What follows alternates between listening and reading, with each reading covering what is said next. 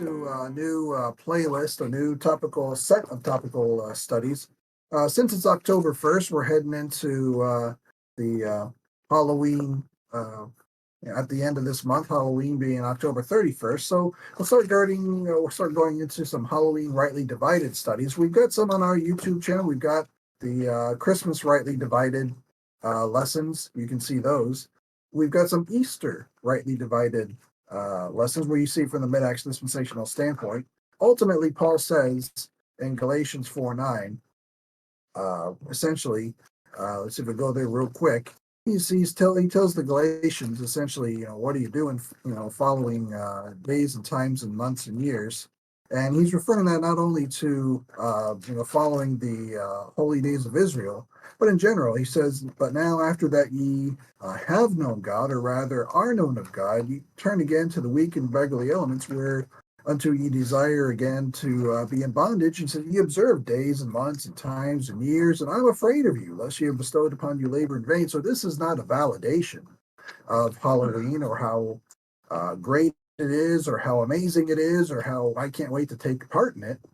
It's more so different lessons we can go through that will you'll be able to talk to somebody about it.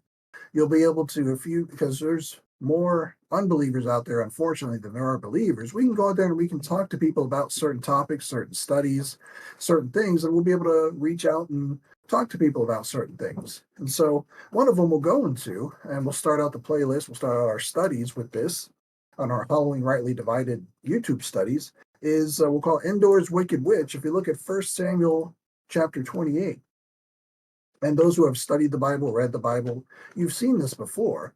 And so we've seen this come up. So we're going to see this from the mid-Acts dispensational perspective. And pretty much in his desperation, you'll see here that King Saul, sought out a medium and/or a witch from the town of Endor. And you'll see this is where we're going into this here. Even though consulting with mediums and witches and spirits and all those things were strictly forbidden by the Mosaic law. If you look real quick in Leviticus chapter 19, verse 31, you'll see that one of the many 613 points of law, one of many, was not to do what the king of Israel was out there doing. That's Leviticus chapter 19, verse 31. It says, just one of the many 613 commandments that God gave to Moses and Moses gives to Israel is regard not them that have familiar spirits. We'll go over exactly what that is in a little bit. Neither seek after wizards to be defiled by them. I am the Lord your God. You see again, Leviticus chapter 20, it says, and the Lord spake unto Moses, saying, again, thou shalt say to the children of Israel, whosoever he be of the children of Israel, or of the strangers that sojourn in Israel, that giveth any of his seed unto Molech, he shall surely be put to death. The people of the land shall stone him with stones. And I will set my face against that man, and will cut him off from among his people, because he hath given of his seed unto Molech, to defile my sanctuary, and to profane my holy name. And if the people of the land do any ways hide their eyes from the man, when he giveth of his seed unto Molech, essentially his children unto Molech, and sacrificing their children to a false god, and kill him not, then will I set my face against that man, and against his family, and will cut him off, and all that go a whoring after him to commit whoredom with Molech from among their people. And the soul that turneth after such as have familiar spirits, and after wizards, to go a whoring after them, I will even set my face against that soul, and will cut him off from among his people. Sanctify yourselves therefore, and be holy, for I am the Lord your God. And you shall keep my statutes and do them. I am the Lord which sanctify you. So these are laws and rules and statutes saying that all of Israel is not to do them. And yet by the time you get to 1 Samuel 28, the first king is out there doing this. So he's out there blatantly breaking the laws of Israel in the dispensation of law and prophecy, which is a big deal. So we see that here. So not only that, but Saul goes out and disguises himself and visits the witch and asks her to summon Samuel from the dead, in which Samuel dies in 1 Samuel 25, I believe it is. And so he hopes to gain insight and guidance for this upcoming battle he's going to have against the Philistines. And so the medium reluctantly agrees. She doesn't know if it's a trap or not, but she agrees. And Samuel will appear before Saul. And so Samuel's message is not what Saul hopes for, but Samuel prophesies that Saul and his sons was going to die in battle the very next day. And so the prophecy ends up coming true. Saul and his sons indeed were killed the very next day in battle with the Philistines. And the kingdom was eventually passed on from Saul to King David. And so this serves as a precautionary tale, of the consequences of seeking out supernatural guidance from a forbidden source. And even today, it's incredibly great advice not to continue to do this today, but to seek right information from the right resource of truth, which is your King James Bible, rightly divided, not the NIV and not anywhere else. It illustrates the depth of Saul's desperation as well, and a separation from God's guidance. And even Galatians 5:20 talks about how witchcraft is a work of the flesh, not anything about the fruit of the spirit. So you see that there. But as you go into 1 Samuel 28, we'll just get into verse 1, and we'll kind of just read it verse by verse by verse rather than reading the entire chapter first and then going back and doing verse by verse. We'll just go right into it verse by verse. And some verses we'll skip over, some verses we'll get into as it gets into a deeper thing. As we get into Endor's wicked witch here, Endor being the land, the area, it says, and it came to pass in those days that the Philistines gathered their armies together for warfare to fight with Israel. And Achish said unto David, thou knowest surely that thou shalt go out with me to battle, thou and thy men. David said to Achish, surely thou shalt know what thy servant can do. And Achish said to David, therefore will I make thee keeper of mine head forever. And he said, now Samuel was dead. And this took place again in 1 Samuel 25. The fact that he died, he's dead, he's not there anymore. Samuel's not around anymore, he's dead. And all Israel had lamented him and buried him in Ramah, even in his own city. And Saul had put away those that had familiar spirits and the wizards out of the land. And this is what he had done. And then verse 4 says, and the Philistines gathered themselves together and came and pitched in Shunem. This is where the Philistines are. They're in the land of Shunem.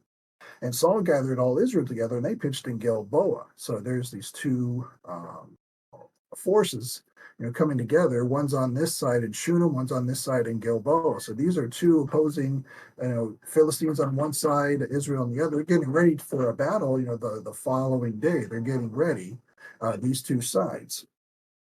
It says, and when Saul saw the host of the Philistines, he was afraid, and his heart, greatly trembled. And so it says, and when Saul inquired of the Lord, so King Saul goes to inquire of the Lord answered him not, neither by dreams, nor by Urim, nor by prophets. And so by this point, the Lord is essentially fed up with how King Saul is constantly disregarding the law. And, he's done some things that were right, but he little by little falls off the wagon, if you want to call it that, and is doing things his own way rather than what God is telling him to do. And so we look at Proverbs chapter 1, verse 27 as a cross reference to, how and why this would be the way this is. Proverbs chapter 1, verse 27.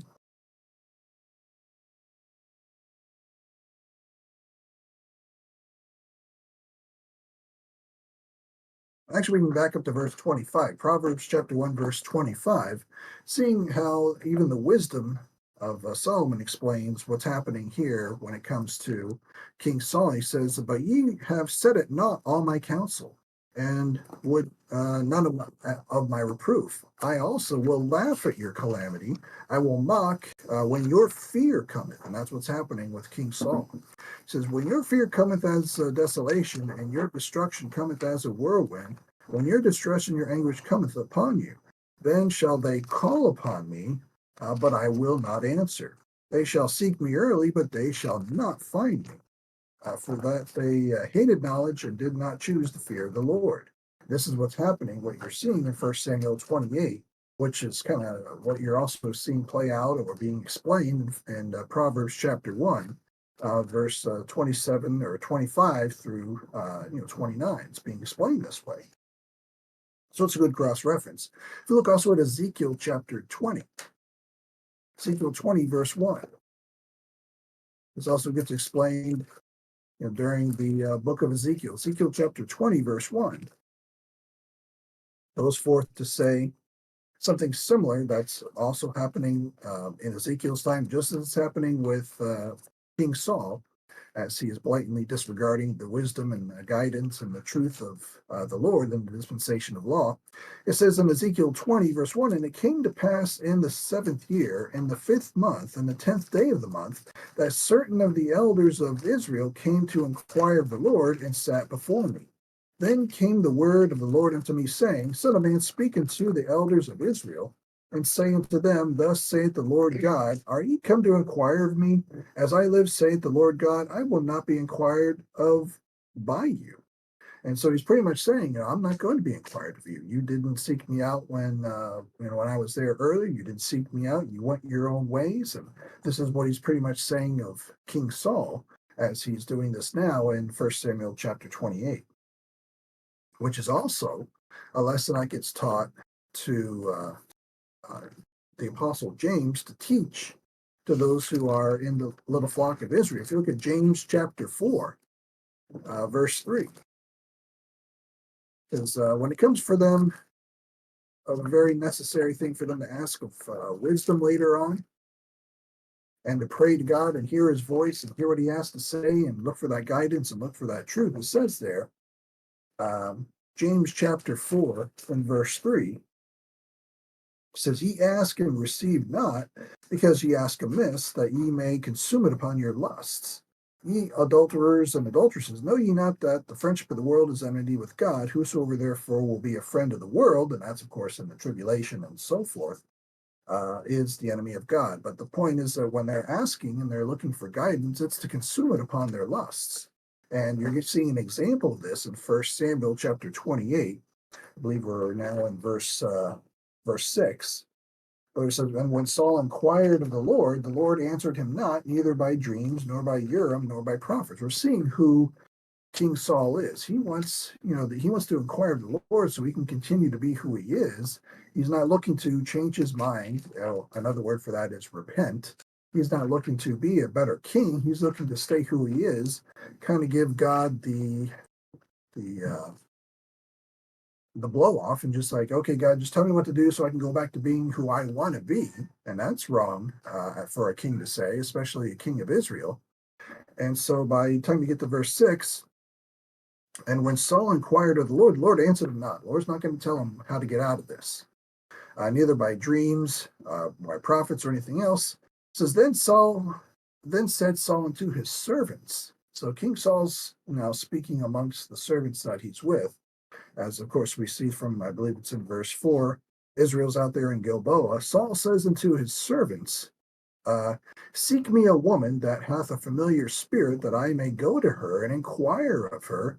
And I mean, that's already a bad route to go. He's so desperate for advice. He's saying, I want to find myself a medium. I want to find myself a witch. I want to find myself, someone who can foretell the future. And that's a bad way to go. But that's the king of Israel looking for that. He's so desperate for information. He's doing all the wrong things.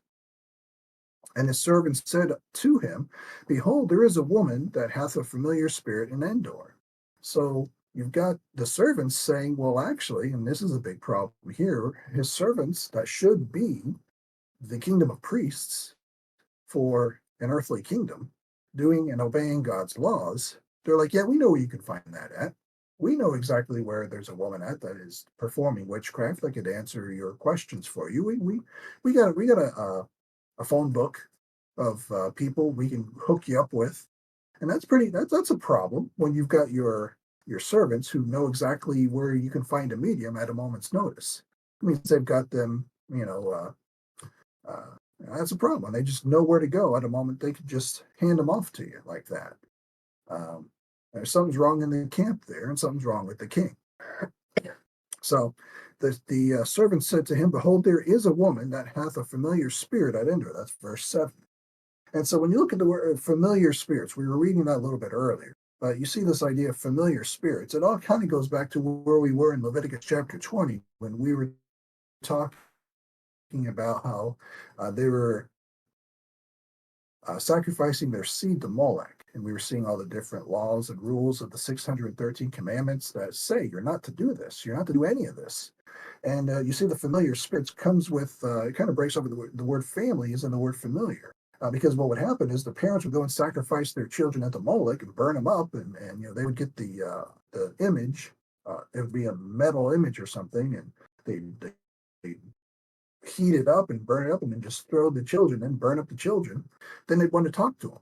And so they would do is they would consult a medium, consult a wizard or a witch or a medium and say, well, my kid got burnt up last week. I want to talk to him from beyond the grave. And I want to talk to him, find out what he's up to, find out what she's up to.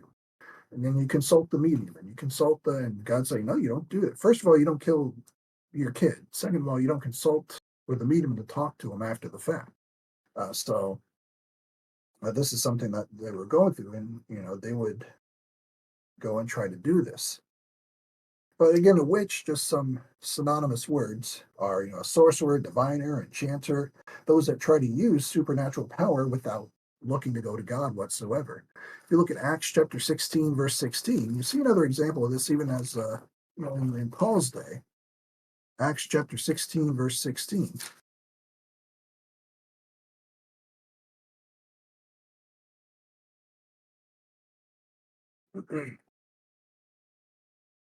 And it says here in Acts 16:16, see it again.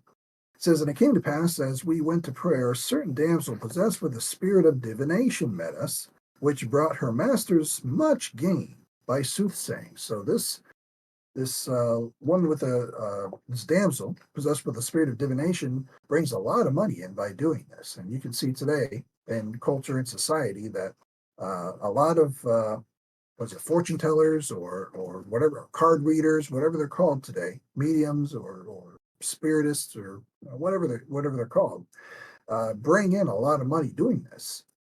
They can do a lot of tricks and I mean, with the internet now, you could call them up on Monday, say I'd like to talk to you on Tuesday, and they got all night to look up your information and pretty much hypothesize while you're walking in. If you had a loved one pass away, they'll look that up. They'll use their detective to figure out what's going on with your life. When you walk in the door on Tuesday, they'll be like, "Well, I see through the clouds and the smoke and the tea leaves here that your grandpa died or something." And well, looks like the newspaper put that out, just the other day. And they're connecting two and two, and they're doing all this, and they're they're putting that out there, so that pretty much that's what's going on. So, but as we kind of go through and we see this in verse 7, he says, then said Saul unto his servant, seek me a woman that hath a familiar spirit, that I may go to her and inquire of her. And his servant said to him, behold, there is a woman that hath a familiar spirit at Endor. And so the fact that they knew this, that was a big problem. But as we're kind of seeing, this is the route that everything is heading into. This is the ungodly route that the king of Israel is doing. And then verse 8 says, and Saul disguised himself and put on other raiment, and he went, and two men with him, and they came to the woman by night. But the thing is, if you think about it geographically, and you just have to look at a map of how things were back then, for Saul to go, as we look at verse 4 again, from Gilboa, and he goes into Endor, you have to pass through Shunem. And as we see in verse 4, that the Philistines pitched over in Shunem. So they actually had to cross enemy lines, walk through it, sneak through it as they dressed up and disguised themselves. They had to go start at Gilboa, walk through Shunem, and go into Endor just to get what they wanted. And they were willing to do that. They were willing to cross enemy lines and do what they had to do just to get this, this insight or this revelation from a total fraud. Because that's how desperate Saul was to find out information on how the battle was going to play out, or what they could do, or who they could talk to, or information that he was so desperate for any type of information or revelation that if God wasn't going to talk to him, he'll go to who he has to go to, and he'll do what he has to do. He's desperate. He's scared. He's not on the right page with God. He's not right, with serving the Lord. And so we see that there in verse 7. there's a woman, a spirit Endor. Verse 8, and Saul disguised himself, put on other raiment, and he went, and two men went with him. And they came to the woman by night, and he said, I pray thee, divine unto me by the familiar spirit, and bring me him up, whom I shall name unto thee. So he says this to the woman. He's there with Endor's wicked witch, as we're going through today. And we're seeing this here in verse 8. He's there with her, and he's talking with them. And so if we kind of continue on our outline, he's saying that in verse 8. He says, I want you to bring somebody up, and bring him up, and whom I shall name thee. And of course it says, and the woman said unto him, behold, thou knowest what Saul, she doesn't know that it's Saul, hath done, how he hath cut off those that have familiar spirits and the wizards out of the land. Wherefore then layest thou a snare for my life to cause me to die? So she knows that she doesn't know if this is if we'll call it like this modern day, she doesn't know if it's a sting operation or not. She doesn't know if once she starts to do something, she's going to be grabbed, taken, handcuffed, thrown out, and killed, or stoned, or beheaded, or whatever. But she knows something's up, so she's kind of wary of doing anything. So, but verse 10 says, and Saul swore to her by the Lord. So this is how desperate he is. Saying, as the Lord liveth, there shall no punishment happen to thee for this thing. Then said the woman, whom shall I bring up unto thee? And he said, bring me up Samuel. So we're in 11 verses deep, and we're seeing this is the situation at hand, as Saul talks to Endor's wicked witch here. We're calling her that. But it's in verse 12 where you start to see what begins to happen. Here's where the crux of everything starts to come into play. Here's where the deep part happens here. And it says, and when the woman saw Samuel, she cried with a loud voice, and the woman spake to Saul, saying, why hast thou deceived me, for thou art Saul? So we're going to break down verse 12, because first what we're seeing, when the woman saw Samuel, so what she does is first she sees Samuel. She doesn't bring him up. She doesn't do anything because she has no power to do anything. She's a fraud. They're all frauds. Familiar, the medium and the witches and the wizards and all these people that claim they can do something, they can't do anything. Miss Cleo on TV can't do anything. The woman with the crystal ball, who's no doubt in your town, they're in our town, they're in every town. They don't have any power to do anything. So it says, when the woman saw Samuel, she cried with a loud voice. She starts screaming because this is the first time anything's actually really happened. So we got to, break that down, because now this answer brings up more questions. How did Samuel even show up? And for that, we have to go to Luke chapter 16. Luke 16, verse 19.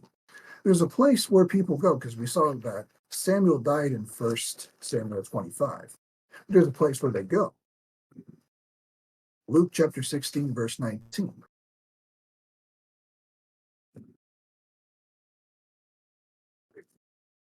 Some of you know this and some of you don't, but as we go through it, this is where, before Jesus died on the cross and paid for the penalty of sins, there was a place where everybody went. Old Testament saints went, and even those that were wicked went. Here's where the Lord talks about this place. Luke 16:19 says, there was a certain rich man, which was clothed in purple and fine linen, and fared sumptuously every day. And there was a certain beggar named Lazarus, which was laid at his gate full of sores, and desiring to be fed with the crumbs which fell from the rich man's table. Moreover, the dogs came and licked his sores. And it came to pass that the beggar died, and was carried by the angels into Abraham's bosom. The rich man also died and was buried. And in hell he lifted up his eyes, being in torments, and seeth Abraham afar off, and Lazarus in his bosom. And he cried and said, Father Abraham, have mercy on me, and send Lazarus, that he may dip the tip of his finger in water and cool my tongue, for I am tormented in this flame. But Abraham said, Son, remember that thou in thy lifetime receivest good things, and likewise Lazarus evil things. But now he is comforted, and thou art tormented. And beside all this, between us and you there is a great gulf fixed, so that they which could pass from hence to you cannot. Neither can they pass to us that would come from thence. Then he says, pray for my brothers. And he says in the end, verse 31, if they hear not Moses and the prophets, neither will they be persuaded though as though one were to rise from the dead. And so he describes a place where you've got this great gulf in between two areas, and a whole area called Abraham's bosom. You've got this place of comfort on one side, this huge gap where nobody can reach across, and then you've got hell on the other side. Pretty much you've got Samuel in the place of comfort, and First Samuel, where he died in First Samuel 25. He's being brought up from that place in First Samuel 28. The only person that could do that is God. And so this is where you're seeing this here. Now, of course, now the next question, the answers bring up more questions. Why would God, collaborate or cooperate with a witch or with witchcraft or witch and so on and so forth? But he's not collaborating or cooperating with them. He doesn't want to make the witch look good. He's not doing that at all. Because as you see in verse 12, and when the woman saw Samuel, she cried with a loud voice. She's scared out of her mind. She can't believe anything like this would actually ever happen because she's used to tricking people. She's used to defrauding people. She's used to scheming and scamming people. The fact that Samuel actually showed up on the scene scares the life out of her. So she sees that, and then she realizes who's standing in front of her, disguised, and she realizes what's actually happening, because this is, prophecy under law here. And she says, "Why hast thou deceived me? For thou art Saul." And she knows what's, who this is and who this is, and she's like, "Oh, now I know what's going on. Why'd you deceive me for?"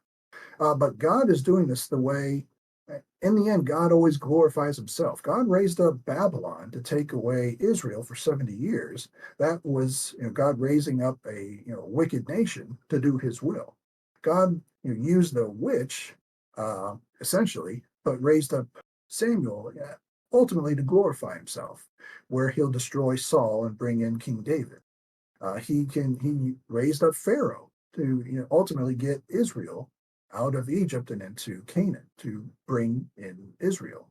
So God can raise up, he can work through wicked people, through wicked nations and wicked things. So ultimately, in the end, after everything's done, glorify himself. And that's what you're seeing here. You can equate the witch with, say, Babylon. As Israel goes away for 70 years, in the end, he's glorified. God is glorified. God glorifies himself. The result of all this is that Saul will die and David will be presented and God will be glorified as a result of this. That's where the end game is brought to with this. So this is why all of this plays out in verse 12. And so God's not in support of the witch. God's not in support of witchcraft. God's using his enemies to glorify himself. And so she cried out with a loud voice. And, she's actually not expecting to see him. But that explains, her startled reaction to seeing a literal Samuel there. And God allowed Samuel to return because when Samuel speaks, he prophesies truth. It's not like Samuel says something that's not true and then it never really happens. Samuel, as we're about to read, will say something and then it actually comes to pass. And so we'll see that of his coming defeat and death, it will actually come to pass. So he says, why hast thou deceived me? For thou art King Saul.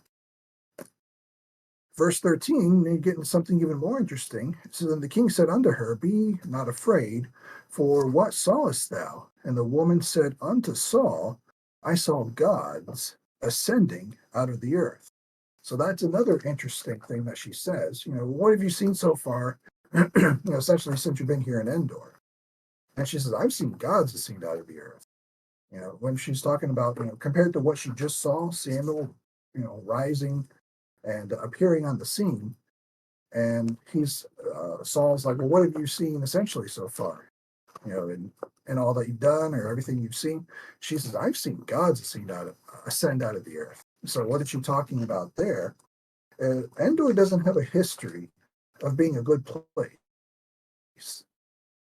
Endor has a history of being actually a horrific place where wickedness is able to be stabilized at. Endor is a place where darkness and wickedness is always seemed to be in the Bible.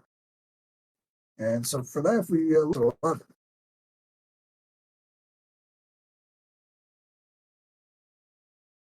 Joshua 17 and verse 11. What we're going to see here.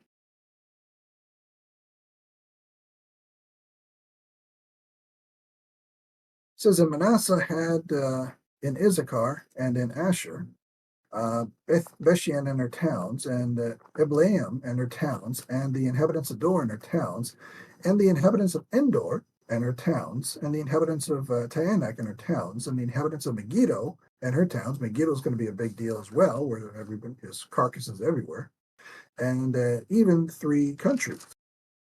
Yet the children of Manasseh could not drive out the inhabitants of those cities, but the Canaanites would dwell in that land. So they were commanded by God, as you come in from walking around for 40 years in the wilderness, and you get into these new areas of Canaan, wipe out all of the heathen that you see. Wipe them out. Don't get attached to them. Don't let them teach you their ways. You wipe them out, you push them back, you make sure that they don't stand so that you can grow and you can become Israel in those lands.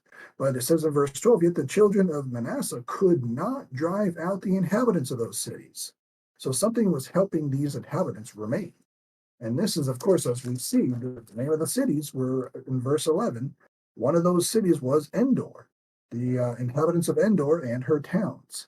Endor remained strong in wickedness as Israel showed up in Joshua 17 and tried to push back, but they couldn't push them back. So they got a history of not being able. They had some help. They had some supernatural, wicked type of help, if we'll call it that. If we look at Psalm 106, verse 33. Psalm 106, verse 33 talks more about it.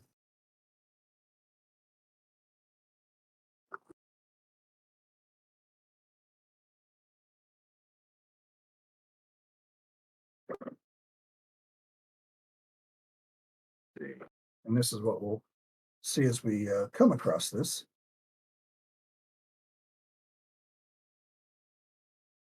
It says, Psalm 106, verse 33, because they provoked his spirit, so that he spake unadvisedly with his lips, they could not, or they did not destroy the nations concerning whom the Lord commanded them, but were mingled among the heathen and learned their works. And they served unto idols, which were a snare unto them. Yea, they sacrificed their sons and their daughters unto devils. We went over that a little bit earlier, and shed innocent blood, even the blood of their sons and their daughters, which we talked about, whom they sacrificed unto the idols of Canaan.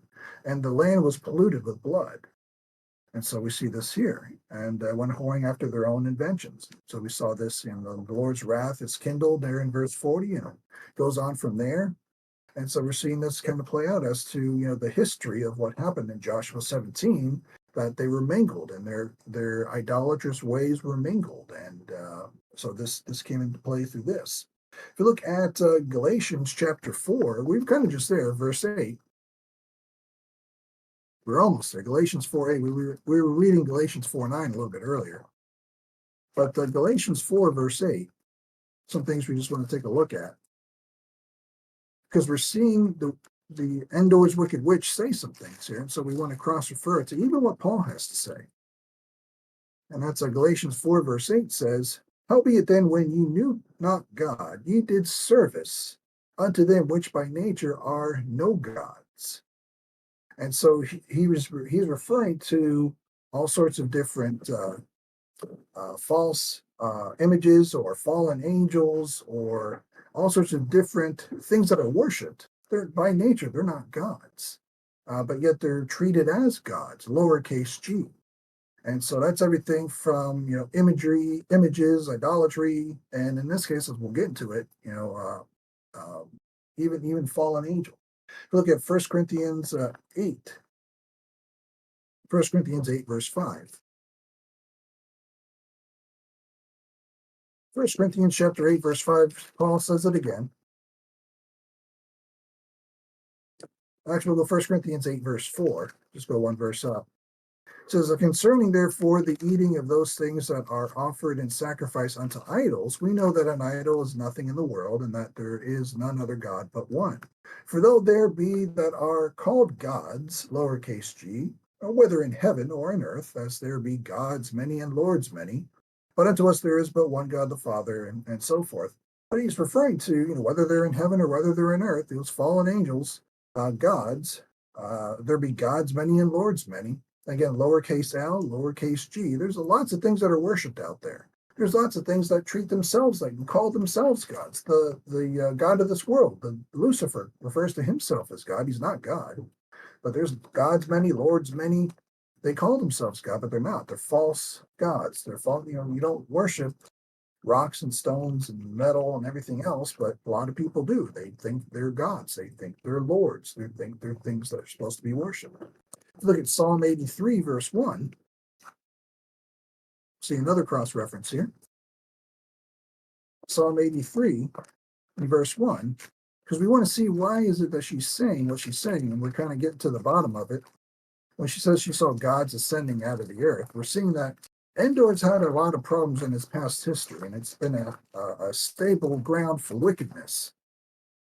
Psalm 83, we kind of see that even in the tribulation, even in the future, it's a place where you're going to see that there's this confederacy that goes against Israel, against the little flock of Israel, even in the great tribulation. And it says, "Keep not thou silence, O God, hold not thy peace, and be not still, O God, for lo, thine enemies thy enemies make a tumult, and they that hate thee have lifted up the head.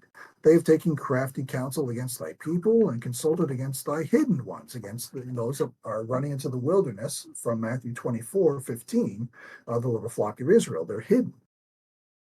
They have said, "Come and let us cut them off from being a nation, that the name of Israel may be no more in remembrance. For they have consulted together with one consent. They are confederate against thee. The tabernacles of Edom, and the Ishmaelites of Moab, and the Hagarenes, Gebal, and Ammon, and Amalek, and the Philistines, with the inhabitants of Tyre. Assur is also joined with them. They have holpen the children of Lot, Selah. Do unto them as unto the Midianites, as to Sisera, as to Jebin at the brook of Kishon, which perished at Endor. They became as dung for the earth." So Endor's never had a good, strong, stable, godly, holy presence in the Bible. It's always been a place of wickedness where you're seeing nothing but just terrible things. Where if fallen angels and anything else wanted to show their presence, it would be there. It's always been a stable ground for them. So when you come back to 1 Samuel chapter 28, and you see it here in verse 13. "And the king said unto her, Be not afraid, for what sawest thou? And the woman said unto Saul, I saw gods ascending out of the earth." She's literally seen all sorts of wickedness taking place throughout her limited history as a living woman. But there's been all sorts of things that have been happening all the way back through when Joshua's been trying to push through Israel as a nation. And even when you get to the Great Tribulation, there's people perishing, as a result of being in Endor. Endor is just not a place where there's any brightness in there. I believe until the Lord Jesus Christ shows up in Matthew, Mark, Luke, and John and brings some light in there as he preaches and speaks. So that's about all you're going to see. But Endor is a pretty dark place. But as we continue on, you'll see he says, "And he said unto her, What form is he of? And she said, An old man cometh up, and he is covered with a mantle." And that sounds about right. If we go back to 1 Samuel 15, 1 Samuel 15, verse 27, that's about what he wore all the time, more or less. 1 Samuel 15, verse 27, you'll see Samuel there. It says, "And as Samuel turned about to go away, he laid hold upon the skirt of his mantle, and it rent." And so he's wearing a mantle. He's got a mantle on. That's not unusual, but that's what you're seeing the form of. He says, "An old man cometh up, and he is covered with a mantle. And Saul perceived that it was Samuel, and he stooped with his face to the ground and bowed himself." That's in verse 14. And so as you see all this, kind of taking place, and you're saying a lot of this sounds unusual, a lot of this is not normal, play by. You have to think back to where we are in prophecy and what things have taken place prior to prophecy. If you think all the way back to even Numbers 22, God has made animals speak in prophecy. So more so, it's not so, if you're going to compare and contrast what God can do, what God has done in prophecy, if he's going to go as far as to make an animal speak, to make a donkey talk in Numbers 22, he can certainly bring up Samuel to speak at it, for this event with King Saul and having Endor's wicked witch also standing there. It's not far fetched that God can do literally anything he wants to do to glorify himself. And this would be such an event as well. So we get into verse 15, and it says, And Samuel said to Saul, Why hast thou disquieted me to bring me up? Another reason why we would say he came up from Abraham's bosom. He says, You brought me up. And he was down, and he was brought up. He was in a place of comfort. He was brought up. If you think about all the different things, and we won't turn to it, but Luke 23:43, when the Lord was on the cross and the I believe the other criminal was next to him, or the criminal was next to him, says, Today you'll be with me in paradise, and they go down. Here he brings Saul up. And then Paul talks about in 2 Corinthians 12, verse 4, caught up into paradise. So they can be caught up, then go down. God can be the director of who goes where, essentially. And God can lay out the terms of salvation for us to decide. We have the free will to decide the gospel, but ultimately you're seeing here in prophecy, who's going where. God can be the director of that if he so chooses to glorify himself. So you see that there, but you have the criminal next to the Lord Jesus Christ, God on the cross. And he said, Today you'll be with me in paradise. And they go down. Here in this case, Samuel's going up. Paul says they were caught up, or he knows a man that was caught up into paradise. It's just all sorts of different things. But you're seeing this, take place here. But going back to verse 15, Why hast thou disquieted me to bring me up? And Saul answered, I am sore distressed, for the Philistines make war against me, and God is departed from me. He goes forth and he says this here. And answereth me no more, neither by prophets, nor by dreams. Therefore I have called thee, that thou mayest make known unto me what I shall do. So if you look, the book of Proverbs kind of gives a little light on this. Proverbs chapter 5 and verse 11.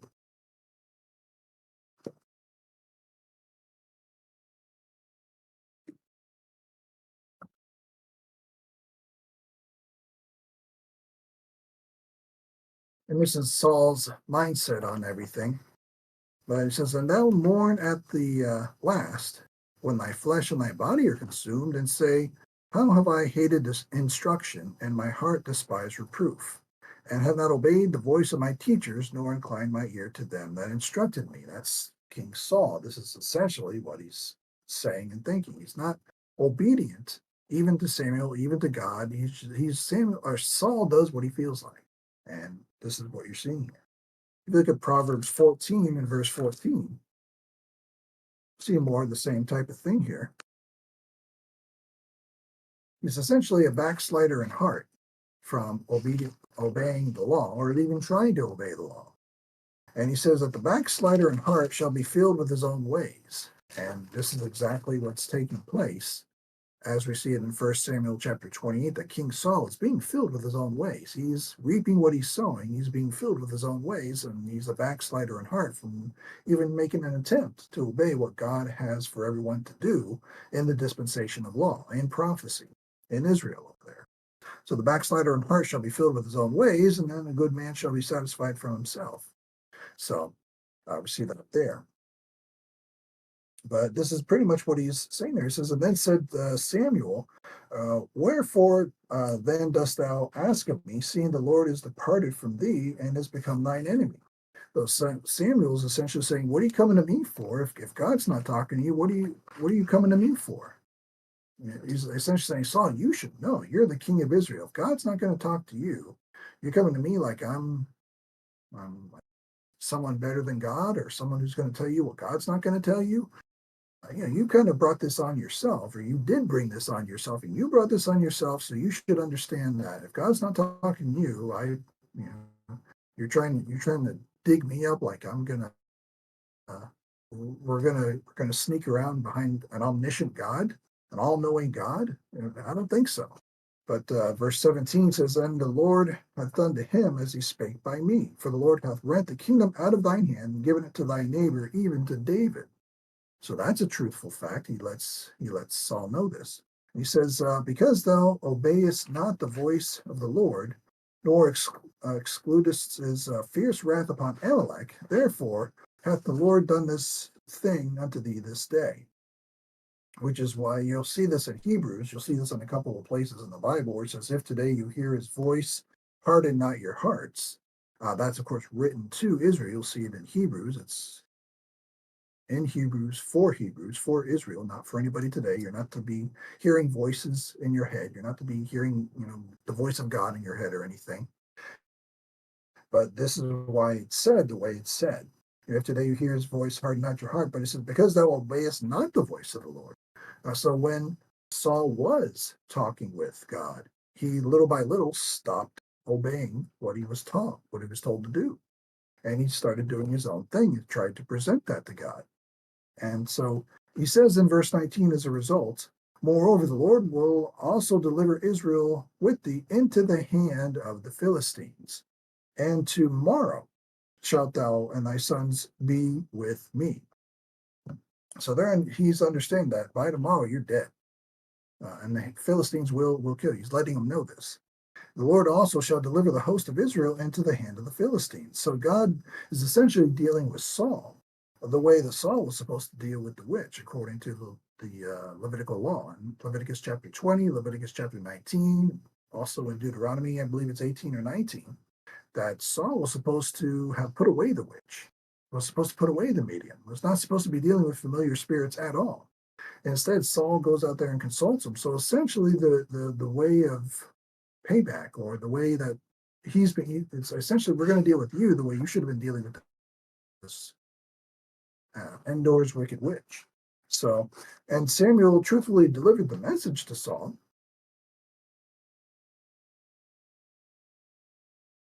Because it was fulfilled exactly as Samuel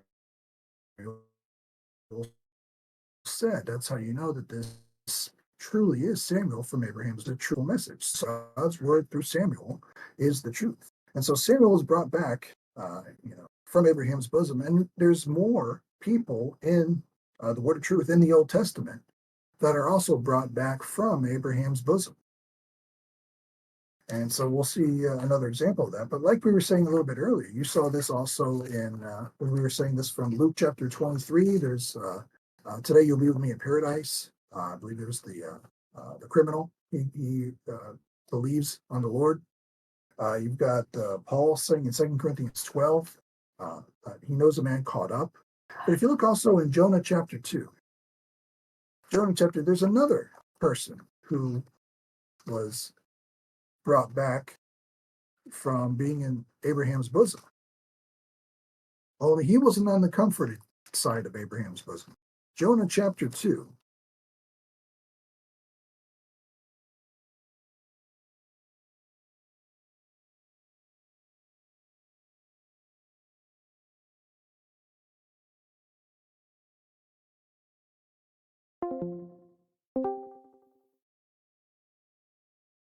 Of course, we know the account of Jonah is that he was supposed to go preach to Nineveh and warn them about God's impending wrath upon them based on their sins. And he pretty much says, I'm not doing that. Those guys are wicked, those guys are horrible, those guys are terrible. So I'm going the other way. I'm just not, I'm gonna let you deal with them, God, because they need to be destroyed. And so God has a fish come and swallow Jonah. And people think Jonah's just living in the whale's, belly, living out life, and he's fine and he's alive and he's well. But actually, Jonah dies in the whale's belly. And of course, when you die, just as when Samuel died, just as when others die, you go to Abraham's bosom, because the Lord Jesus Christ did not die on the cross to pay for the penalty of sin yet. Not in the book of Jonah, not in the book of 1 Samuel. And so in Jonah chapter 2, verse 1 says, Then Jonah prayed unto the Lord his God out of the fish's belly, and said, I cried by reason of mine affliction unto the Lord, and he heard me. Out of the belly of hell, cried I. We just saw that hell was one side of Abraham's bosom. The other side was a place of comfort. That's where Samuel was. Out of the belly of hell was where Jonah was, because he was disobedient on not preaching to millions of people in the area of the city of Nineveh. And it says, or at least thousands. And thou heardest my voice, for thou hast cast me into the deep, into the midst of the seas, and the floods compassed me about. All thy billows and thy waves passed over me. Then I said, I am cast out of thy sight, yet I will look again toward thy holy temple, which is something that King Solomon wrote about, and how they were to just do that. They were to look to the temple when they prayed. And that's been copied and thrown into multiple religions today. You're to look a certain way when you pray. You're to look at a certain thing when you pray. Look at a certain building and feature when you pray. That's been copied, but this is where it comes from.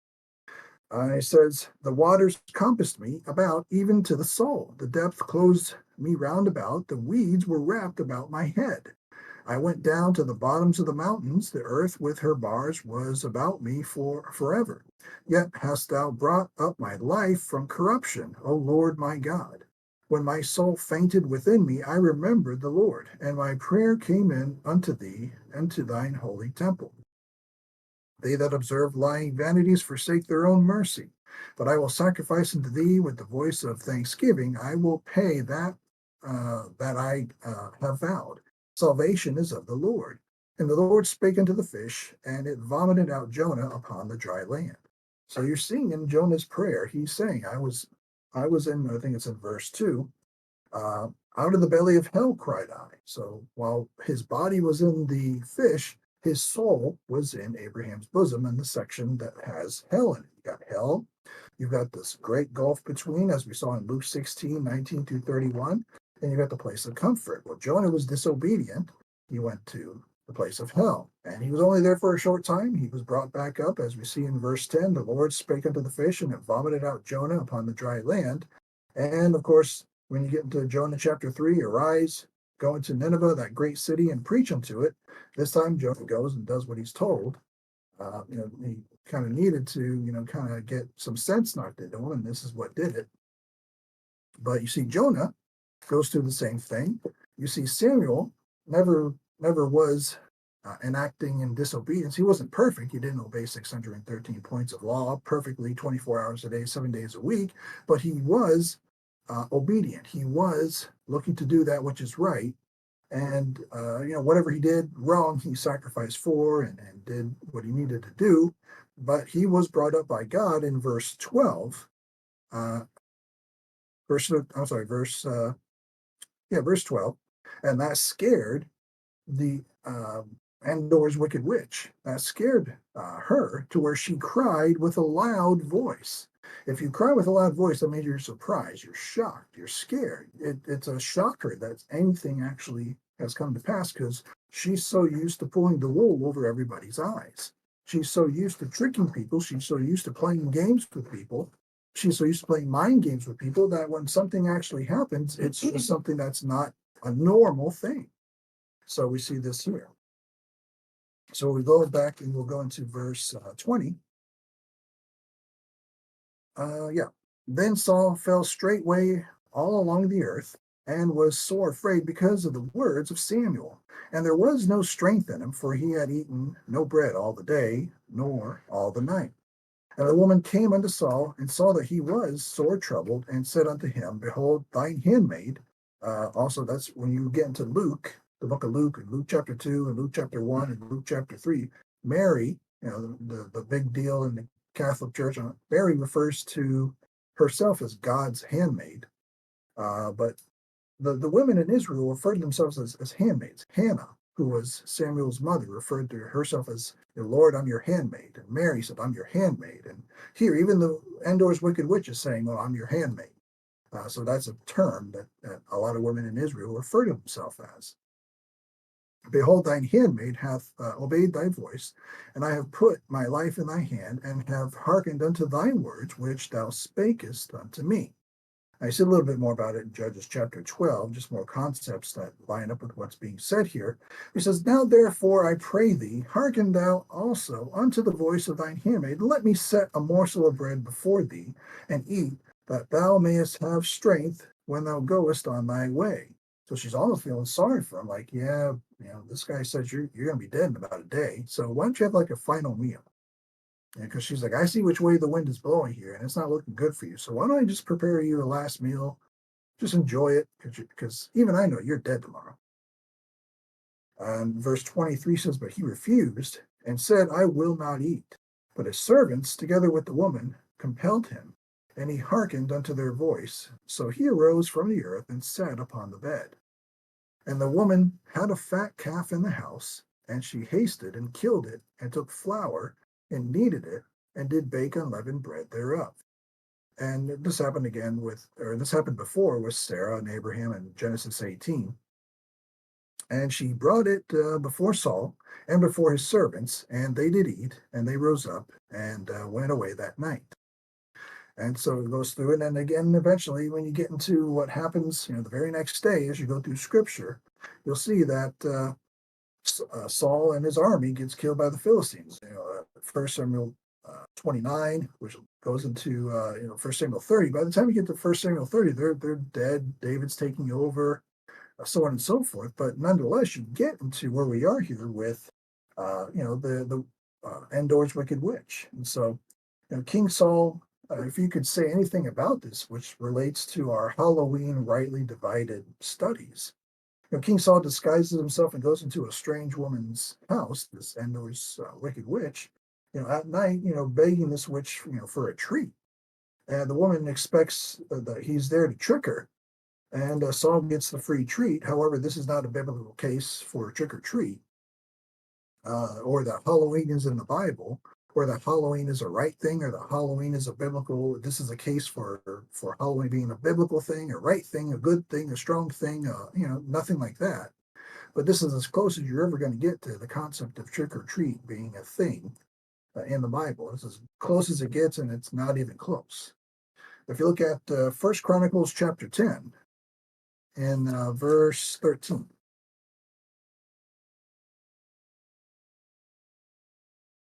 1 Chronicles 10, verse 13. I think we're going to stop here.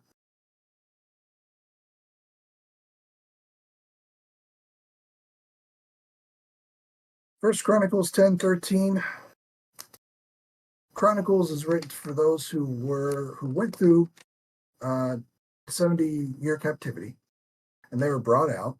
And of course, that's when you get into Zechariah and Haggai and Malachi being the prophets who helped rebuild with Ezra and Nehemiah and all of them. And we got into a little bit about that a couple months ago. But what we read here is a repeat on history. In 1 Chronicles 10 and verse 13, it says, So Saul died for his transgression, which he committed against the Lord, even against the word of the Lord, which he kept not, and also for asking counsel, of one that had a familiar spirit to inquire of it. That's talking about Endor's wicked witch. And inquired not of the Lord, therefore he slew him, and turned the kingdom unto David, the son of Jesse. So we see this here, but this is what we wanted to go through today. This is where we wanted to start out our Halloween playlist with, taking a look at Endor's wicked witch, kind of going through this in 1 Samuel chapter 28, and noticing that this is indeed a thing that involves everything from Jonah chapter 2 to Luke chapter 16 and Abraham's bosom understanding. And there's also another theory, you'll see this in the commentaries, you'll hear this in different churches.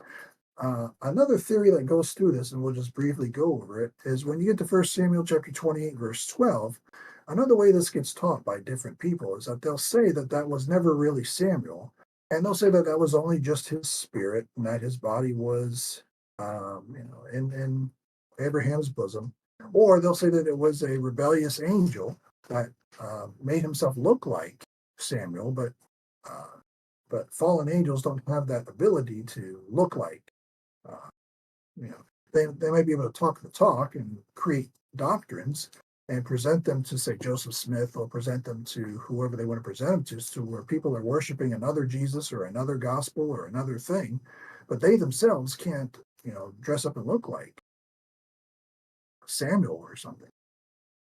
But that gets taught a lot, that this isn't really Samuel. This is a fallen angel to look like Samuel, or this is just the spirit of Samuel, or this is just something floating around that could be Samuel, or that the witch actually produced, magic powers and did things her own way and made some concoction, type of thing. So all these different, you know, scenarios get taught in different Bible studies, that this was never actually literally Samuel. And the best way to go about it is to say, well, this was truly literally Samuel. It was literally Samuel being literally brought up from literally Abraham's bosom by literally God. So, so with that, we'll stop here and see if there's any kind of thoughts or questions on going through Endor's Wicked Witch in 1 Samuel chapter 28.